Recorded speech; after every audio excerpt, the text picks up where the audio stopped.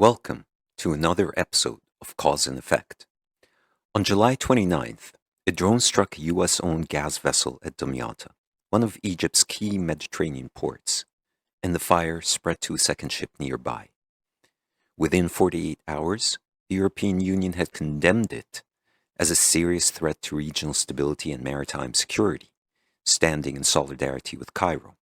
Washington moved differently, pointing toward Iran within hours and citing the strike as part of a pattern, justifying continued military action in sharp contrast to Cairo's own investigations. This is no longer a story contained to Egypt and its immediate neighbors.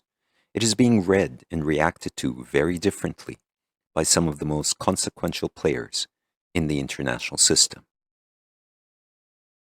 Egypt's own account, meanwhile, has shifted more than once. First, an unexplained fire.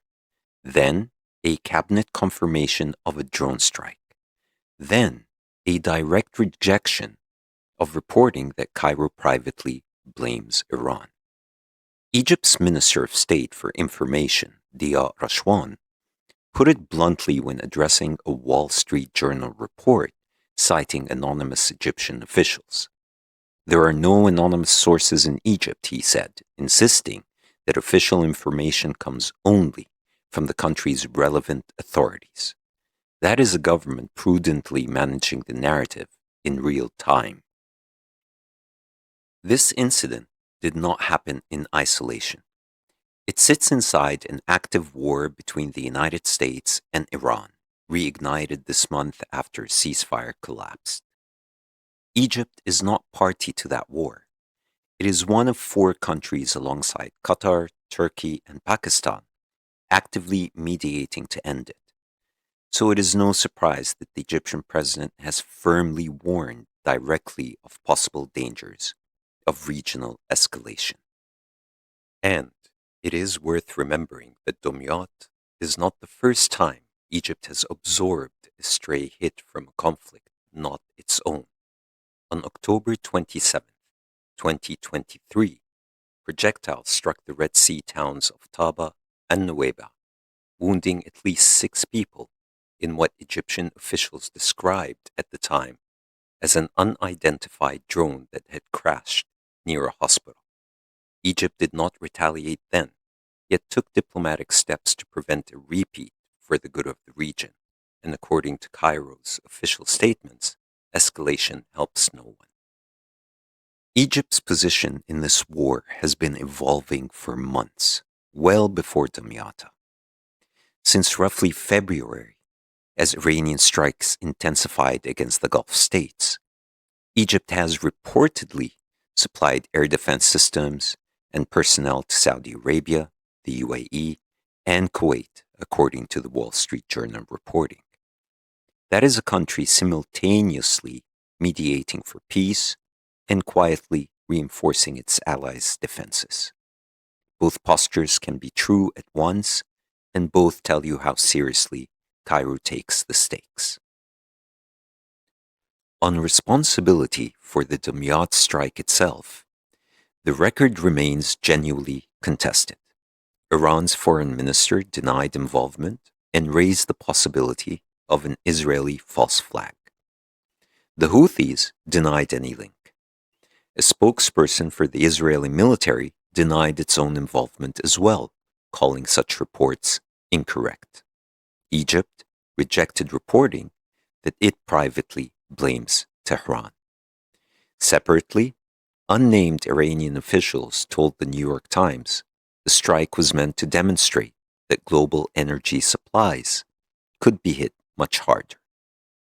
Days earlier, Iranian state television had named Damietta specifically tied to a Ukrainian strike on an Iranian vessel in the Caspian Sea.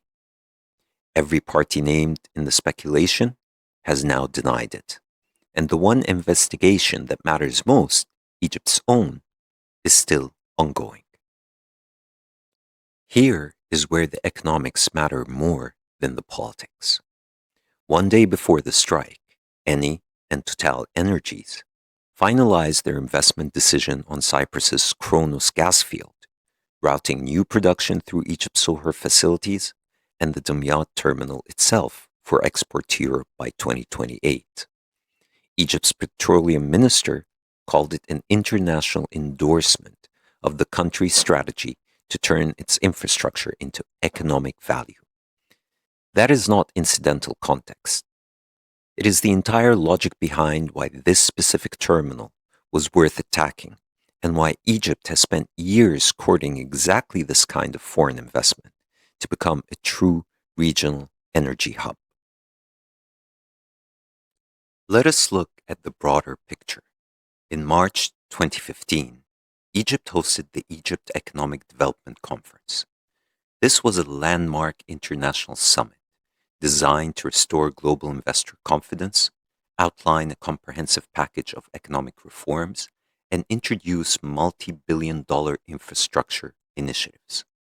From the Red Sea coast in Sharm el-Sheikh, often called the City of Peace, the Egyptian government and the private sector welcomed over 2,000 delegates from 112 nations, including 30 heads of state. The event achieved significant financial success for Cairo, securing $60 billion in combined agreements, development loans, and strategic aid packages. During that period, $1 was valued at under 8 Egyptian pounds. Unfortunately, in the decade that followed, a succession of external global developments would test those domestic ambitions. Just 5 months after the Sharm el-Sheikh summit, Egypt completed the first phase of its new Suez Canal expansion. This was a significant investment of just over $8 billion, focused on enhancing the country's premier maritime asset. By 2017, Egypt's tourism sector was navigating a complex V-shaped trajectory. The industry faced initial challenges following the loss of a Russian passenger aircraft over the Sinai Peninsula in late 2015.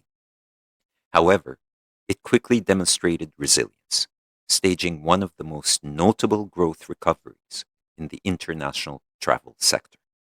Egypt's economic outlook appeared steady. Yet within 3 years, the arrival of the global pandemic disrupted the tourism, maritime transit, and remittance revenues that supported this broader economic framework. The health crisis created unexpected pressures, testing years of fiscal adjustment in a matter of months.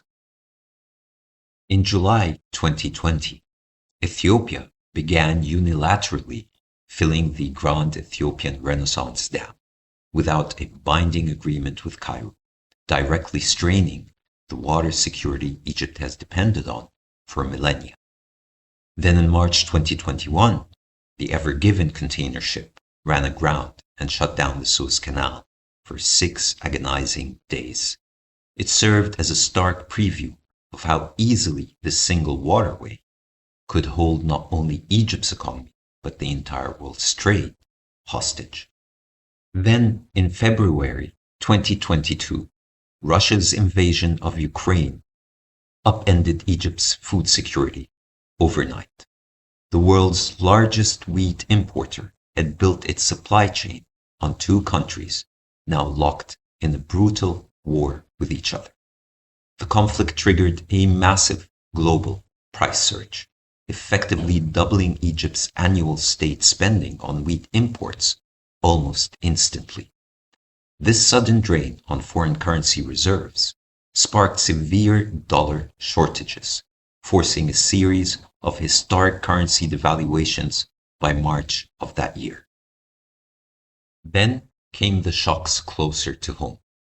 Sudan's civil war, which erupted in April 2023, has since pushed well over 1 million refugees across Egypt's southern border, straining housing, public services, and a currency already struggling to stabilize. Months later, the Gaza war and the Houthis' campaign it triggered in the Red Sea cut deeply into much-needed foreign direct investment, tourism, and vital Suez Canal revenues all at once. On the other hand, Libya continues to work through its own complex political transition, yet still negatively impacting Egypt's economic growth and threatening its national security on the western border. That nation was historically a vital destination for the Egyptian workforce, previously hosting up to 2 million citizens, at one point accounting for 30% of Egypt's expatriate community globally. Now, more recently, the brief 12-day conflict between Israel and Iran in June 2025 concluded with a diplomatic ceasefire. However, those understandings shifted in early 2026, leading to the ongoing full-scale US-Iran war playing out today. These dynamics have extended towards Egypt's Mediterranean coastline, adding further complexity to an already delicate regional environment. Furthermore, late last month, the long-standing duty-free benefits Egypt utilizes through the qualified industrial zones became subject to the newly announced 12+% United States trade policies, affecting one of the country's fastest-growing export-oriented industries, textiles and ready-made garments. None of these international events occurred in isolation, and their ripples continue to be felt, from the conference halls of Sharm el-Sheikh to the commercial hubs of Damietta. The cumulative impact is visible across every sector of the economy. Plainly put, in 2015, $1 bought under 8 Egyptian pounds. Today it buys nearly 50 officially.